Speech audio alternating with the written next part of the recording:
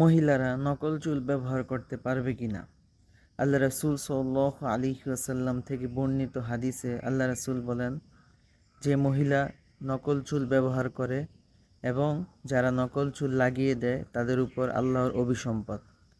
তো এই ক্ষেত্রে মাসআলা হলো যে নকল চুল ব্যবহার করতে পারবে না, অর্থাৎ মানুষের চুল, একজনের চুলগুলো আরেকজন নিয়ে মাথায় ব্যবহার করা এটা জায়েজ নেই।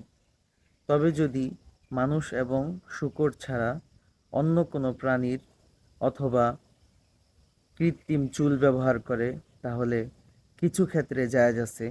তবে যদি সেটা ধোঁকাবাজি অথবা মানুষকে ধোঁকা দেওয়ার ক্ষেত্রে ব্যবহার করা হয়, সেটা কোনোভাবেই জায়েজ নেই।